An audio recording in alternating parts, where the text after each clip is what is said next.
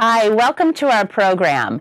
I'm Laura Hankey, Lake Oswego's transformational voice teacher, a member of TV Toastmasters, and my program here is all about the authentic voice and how to bring your authentic voice out in the world.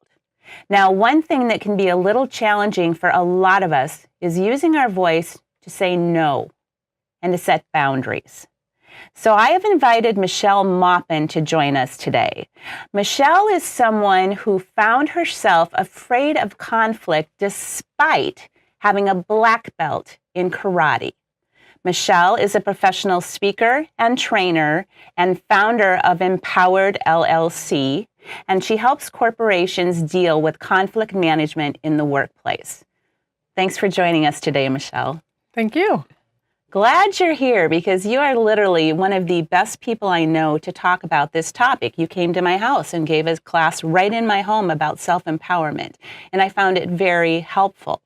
Now, being someone who's never even set foot in a martial arts studio, and here you are with a black belt in karate, I would love to know how this whole thing about getting a black belt in karate and founding Empowered LLC came about for you. So why don't you tell us? Well, they were actually two separate things. Okay. I was raised to be nice. I was raised to be passive and to always please others. And I found myself in a martial arts studio trying to gain confidence because I seriously lacked confidence in the ability to speak up. So I practiced punches and kicks, and I found myself feeling really strong. On my one day off, I was managing a karate studio at this time, and I went down to the city to just have a nice sunny day. It was one of those gorgeous days out when he shouted at me from across the street. All I knew about this guy is he probably lived outside, and he had a look in his eye that told me he was high, needing a fix, or otherwise had an issue that I didn't want to deal with, but he was coming this way. And so I did what any powerful martial artist would do. I hid out in a coffee shop. Right. Freaked out, not knowing what to do, which is kind of how the empowered idea came along was, okay, if a black belt in karate isn't enough to raise my confidence and help me feel strong and safe in my own skin, then what is it? Right. It's communication. Okay. Well, which segues really nicely with transformational voice. But before we step into what you want to voice so much, this triggers a memory for me, what you just said about being raised to be nice and raised to be passive. So I grew up on a farm in South Dakota where gender roles were very clearly defined. You know, the farmers did their thing, the farmers' wives did their thing, and my brother and I were raised very differently as a result, right? So I was always told, be a lady. Always be a lady. Like whatever that means. I don't even know what that means, right? But I'm pretty sure my brother was not told always be a gentleman. So is this something that you find in your work, is that women are still, because things have changed a lot since then, are women still passive? Very much so. But what I've found that may be surprising is that feeling of passivity and wanting to please others and being afraid of offending them spans all genders, all ages, all demographics. Really? Yeah. Huh. So things have changed, but maybe not in the way in which we would hope, or which we would suspect that we would have seen. But see, you're bringing up another memory for me too, and this is about being afraid to offend someone. Because one of my most powerful moments of understanding how that can backfire on you was when I was working years ago at a little gift and antique shop in Salem, Oregon. And this man walked in that raised the hair on the back of my neck. And he waited until everybody else in the store was gone and asked me to go in the back room to get a box to ship this thing he wanted to buy to his grandma. It was a lamp, a kerosene lamp on the East Coast, right? And I swear to you, I heard something in my head that said, he's going to steal your purse. Ooh, intuition's loud. Yeah, and the hair's standing up on my arms. And I thought I did not want to offend him should he be a legitimate paying customer. So I looked at my purse under the counter behind the register, and I really seriously thought about picking it up and bringing it back into the back room with me. But I thought, oh, that would be so rude. So I didn't. And guess what? I walked out, and there he was bolting down the sidewalk. My purse was still there, but he'd gotten into it and taken out my billfold out of my purse in the maybe 30 seconds I was in the back room grabbing that box as fast as I could and running out. Well, yeah. Okay. So, but this is what we do. We're afraid of offending people, so we don't pay attention. And we're afraid of speaking up. So what do we do? What do we do in a situation like this? Well, number one, always understand that you did the best you could with the tools that you had. Right. So we all survive through the things that we've been through with the best tools that we have. So kicking yourself and saying, I should have done this or I would have done that doesn't help. Put that kind of thing toward the future and say, in the future, if I feel nervous like this, I'm going to grab my purse and walk back. This is how that would go. Right. The other thing is just to switch the situation around. Okay. If you were a person buying a lamp, and the person behind the counter went to get a box for you and grabbed their purse and took it back with them, would you consider that rude? Of course not. Of course not. So often we're worried about offending others on completely reasonable subjects. Yeah. But we don't want to offend. So in that case, the offensive behavior was obviously him wanting to steal your purse and you sensing that. Right. To protect yourself by grabbing your purse is not rude at all. It's just taking control and making yourself safe. Absolutely. And, this was what did I have in my purse that day? I think I had $1 and some change. So I'm not one that typically carries around a lot of cash anyway. So, and he tried to use my debit card and didn't have the PIN. So, whatever. All he got from me was $1 and some change. And someone later found the billfold in a hobby shop, like thank goodness. a mile and a half away. So I got all of that stuff back. But you and I both know that there are situations that can be a lot more potentially life-threatening or dangerous or scary than that. Certainly. So in any situation, what are your tips for people to help empower themselves and not worry about offending the other person?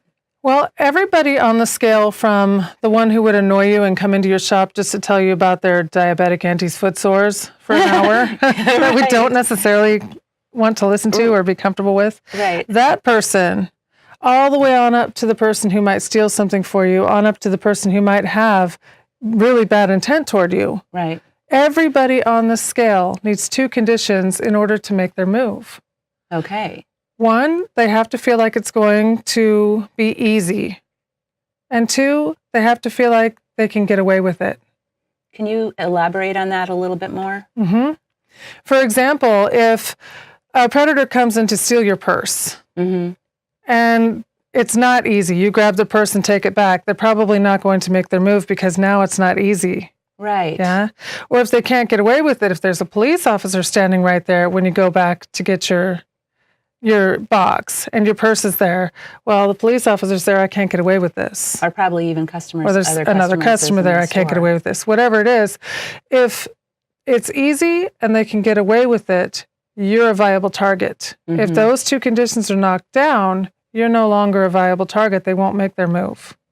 And so can this even mean something as maybe as simple but as hard for people as actually raising your voice and making somewhat of it?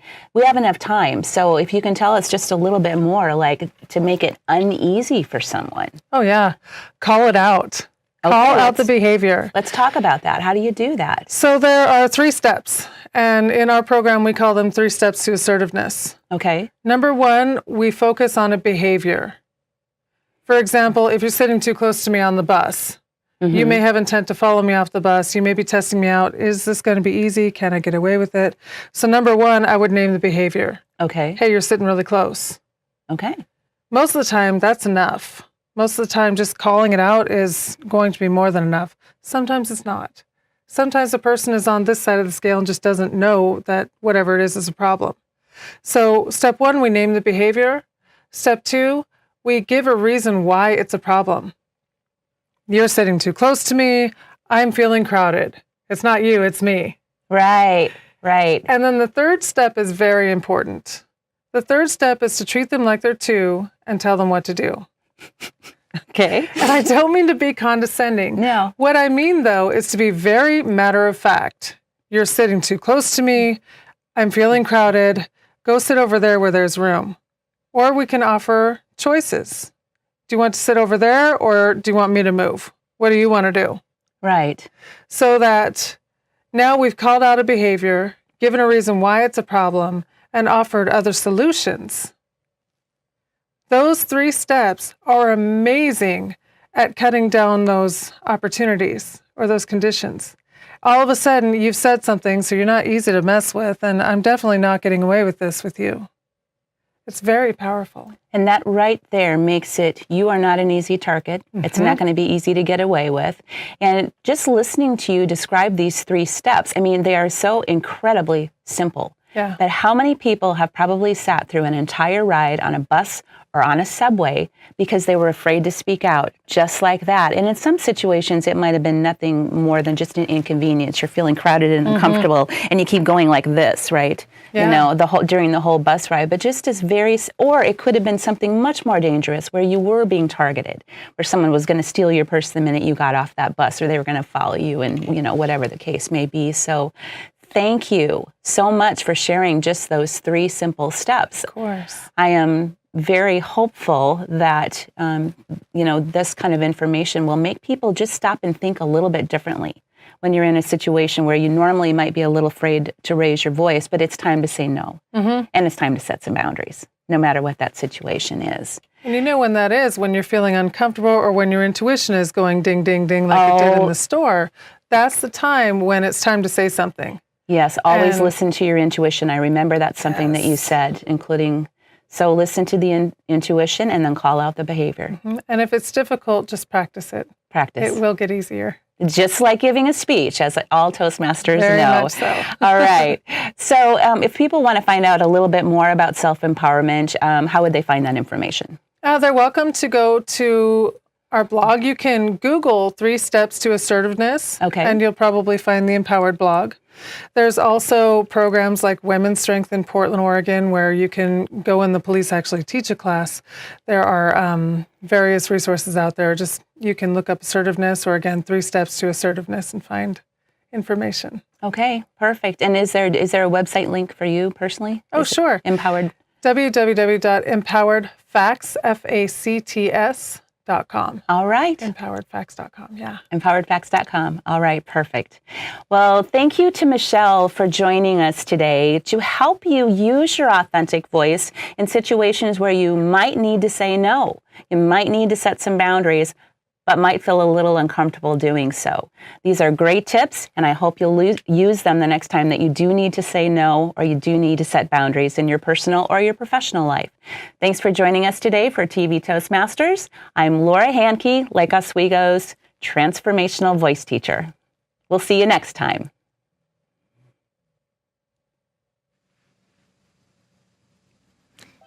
Hi, I'm Eric Bergman. As a member of TV Toastmasters, I get to learn all about video production, running a TV show. Plus, I get to be on camera interviewing really fascinating Toastmasters who share their stories about their hobbies, their activities, and how they benefit our community. I also get to bring in members of my home Toastmasters club, We Toasted in Lake Oswego. They get to tell their stories and build their communication skills. We're bringing a voice for District 7 Toastmasters here in Oregon and Southwest Washington to a TV audience. And TV Toastmasters is a great way to learn how to spread your message and share your stories with a wider audience. Welcome back to our show. I'm Beth Genley, your host from Toastmasters for Speaking Professionals, and this evening I'm welcoming Kim Davies, also a member of Toastmasters for Speaking Professionals. Kim Davies runs classes, camps, and workshops for girls from the 4th grade on up, helping them develop their intuition and their voice, and helping them navigate the tricky years of adolescence.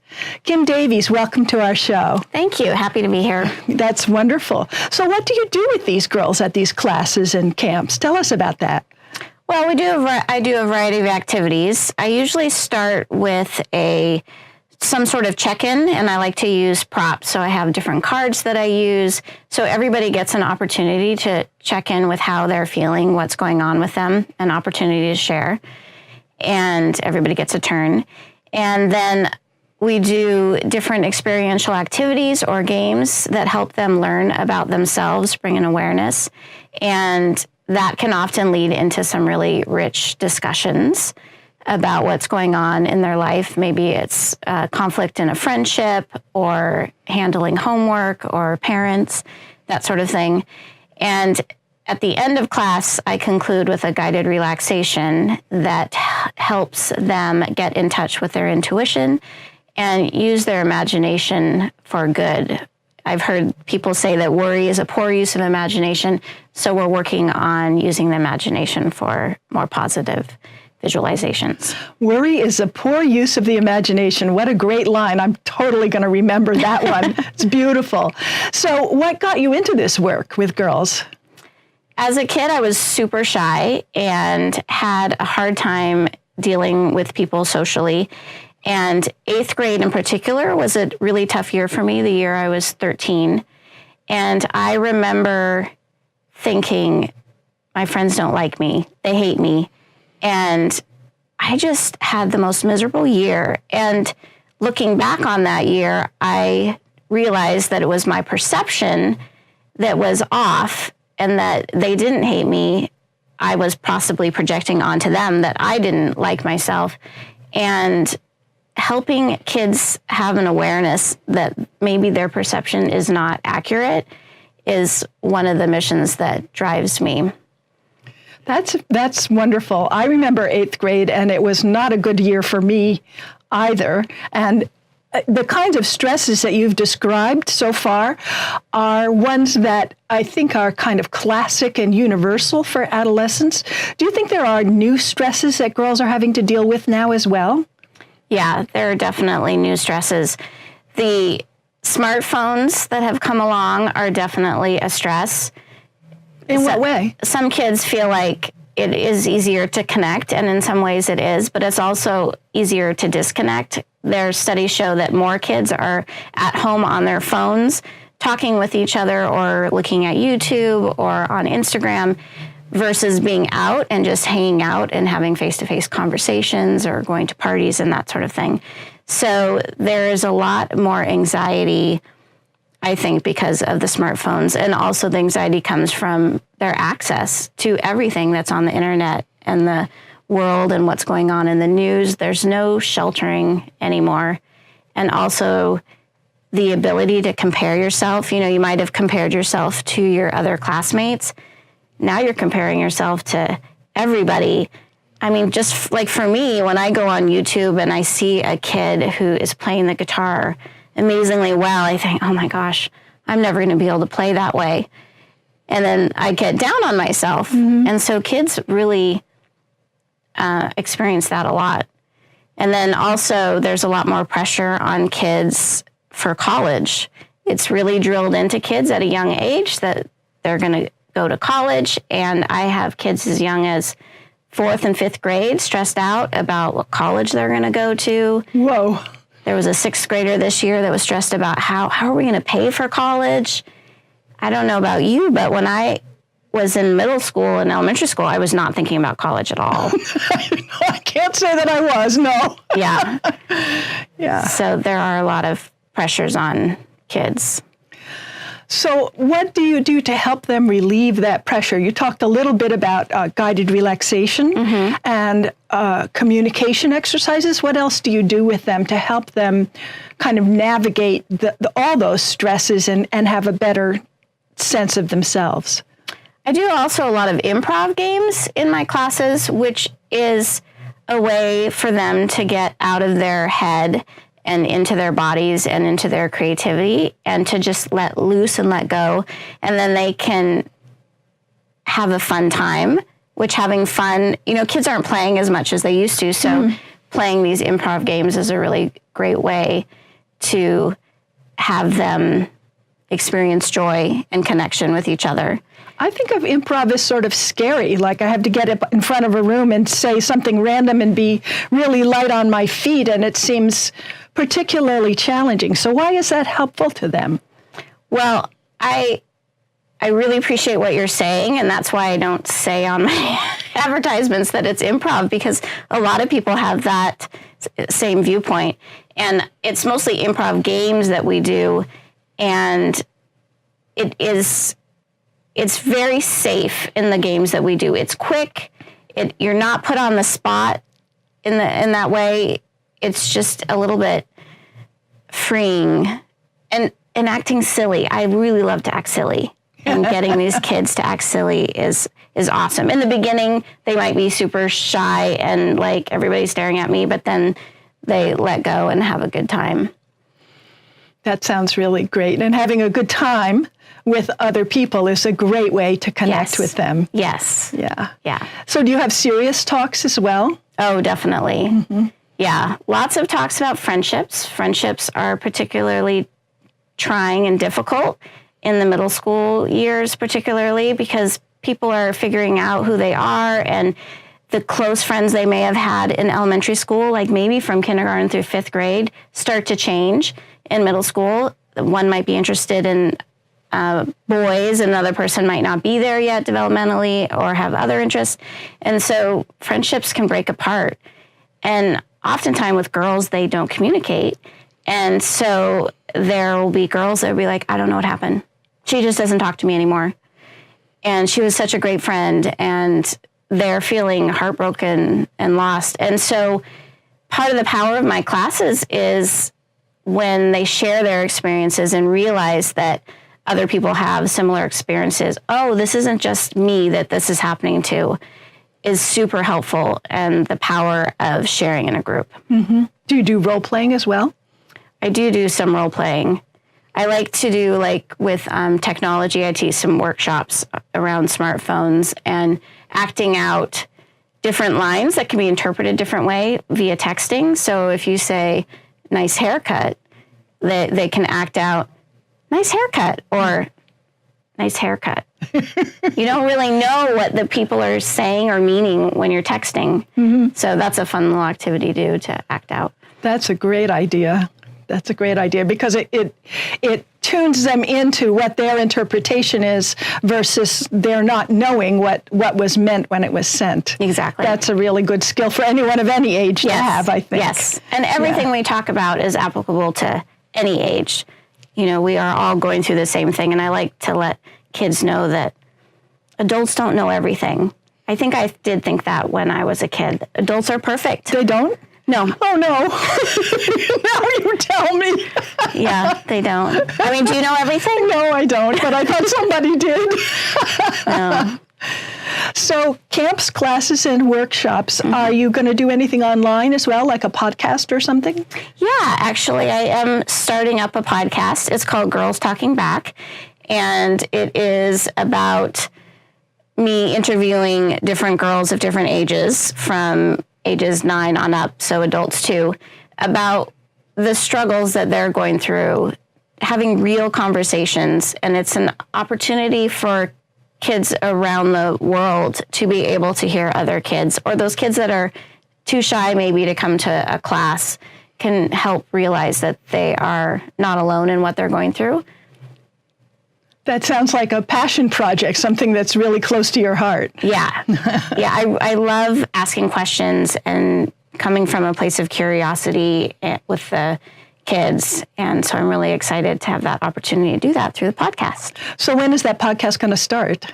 End of July. Okay. And if I were going to tune into it, how would I do that? You can download it from iTunes or Stitcher. Okay, great. When it becomes available. Beautiful. All right. And it's called Girls Talking Back. Girls Talking Back. Okay, got it. And for information about your camps, classes, and workshops, are they mostly during the school year, or do you do stuff during the summer as well? The workshops and the classes are during the school year, and the camps are during the summer, and the podcast will be throughout the year. And you can find more information about that at my website, kimdavies.org. kimdavies.org. Yes. All right. Anything else you want to add to make sure that we're kind of aware of the scope of your work? Like, do you work with parents as well? I do work with some parents. I've done a couple workshops with parents, and am in the process of formulating a parent relief class that will incorporate similar things that I do with the kids, because the parents are super stressed out and have a lot of anxiety, and that can pass on to our kids. And we don't take the time to play a lot. And playing is really important. Oh, that's a parent relief class where we get to go and play. That sounds like adult play dates. Yes. It sounds really fun. And plus get support for what you're going through. That sounds like a really wonderful spectrum of opportunities. Thank you for joining us today, Kim Davies. So happy to be here. Wonderful. So I'm Beth Genley. Thank you very much for joining us. And we hope you'll come back for still more episodes of TV Toastmasters.